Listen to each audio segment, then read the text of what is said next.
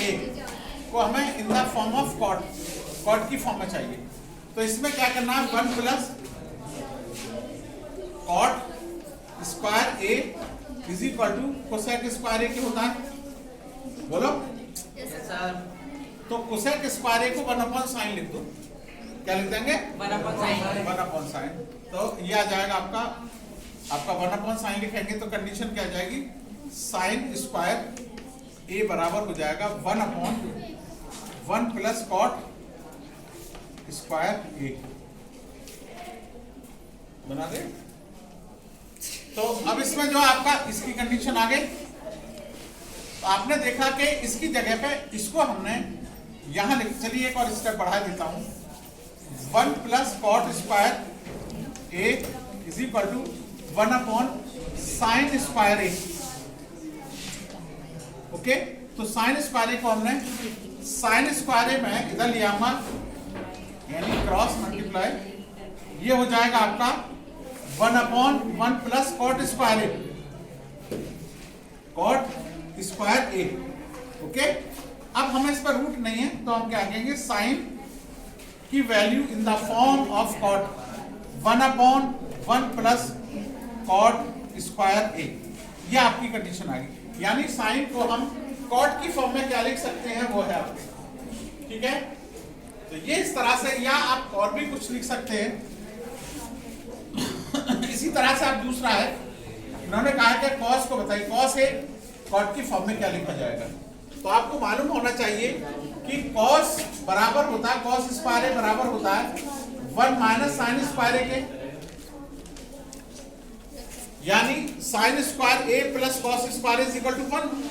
तो cos square ए इसके हो जाएगा। अब साइन की वैल्यू आपकी ये इसमें पुट कर देते हैं, इसका स्क्वायर देखिए क्या वैल्यू पुट कर दिए, कॉस स्क्वायर ए 1 माइनस इसका, इसको रखेंगे हम यहाँ लाकर, इसका स्क्वायर करेंगे तो इस पर सब रूट हट जाएगा। कंडीशन क्या जाएगी, 1 प्लस कॉट स्क्वायर ए, बोलो। तो cos square A is equal to, LCM ले लीजिए आप इसका, 1 प्लस कॉट स्क्वायर ए, यहां मल्टीप्लाई करेंगे 1 प्लस कॉट स्क्वायर ए माइनस 1, इससे 1 से 1 कैंसिल हो गया, आ गया cos square A is equal to किसको हो जाएगा, cot square A upon 1 plus cot A. अब हमें इसका कॉस ए की वैल्यू चाहिए, cos A is equal to किसके हो जाएगा, आपका इस पर तो रूट हट जाएगा, तो ये कॉट आ जाएगा, कॉट ए अपॉन में इस पर रूट लग जाएगा, रूट 1 प्लस कॉट स्क्वायर ए। तो आपको पता चल गया कि हमें अगर कॉस की वैल्यू चाहिए तो cos A is equal to cot की फॉर्म में, तो cot A upon root 1 plus cot square A के बराबर हो जाएगा। ये इसी तरह से आपने देखा कि साइन ए बराबर किसके है हमारे पास में, 1 upon root 1 plus cos cot square A के बराबर है, कॉट है ये। ठीक है, क्लियर। तो इस तरह से आप उसको भी tan, इसमें 10 और है तो tan को तो बहुत आसानी से कर सकते हैं, इसी क्वेश्चन का एक पार्ट है, tan को भी हमें कॉट की फॉर्म में लिखना है। तो you know very well that the, मैं लिखे देता हूं आपका कॉट का भी, कॉट इज इक्वल टू होता है आपका p अपॉन b के होता है, परपेंडिकुलर अपॉन बेस, और कॉट होता है हमारा, कॉट कितना होता है, कॉट होता है आपका बेस अपॉन परपेंडिकुलर। अब देखना दोनों को मल्टीप्लाई करते हैं, tan a into cot A, दोनों को मल्टीप्लाई कर रहे हैं, तो यहाँ क्या आ जाएगा, p upon b into b upon p। So you will get now, p से p कैंसिल होगा, 1 से 1, इसका मतलब है tan a इंटू कॉट ए।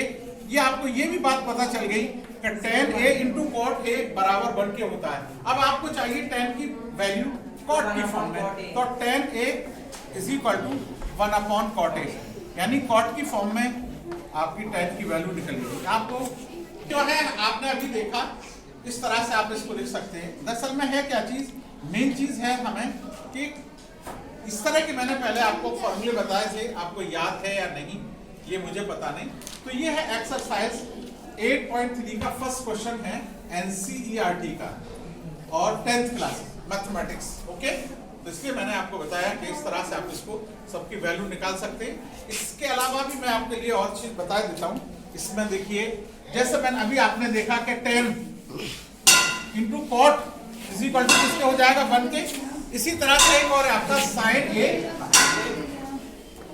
और कॉस कोसेक ए, ये भी बराबर 1 के होता है, ये भी याद कर लीजिए आप। इसी तरह से कॉस ए और sec A is equal to it is also 1 के बराबर, ठीक है ना।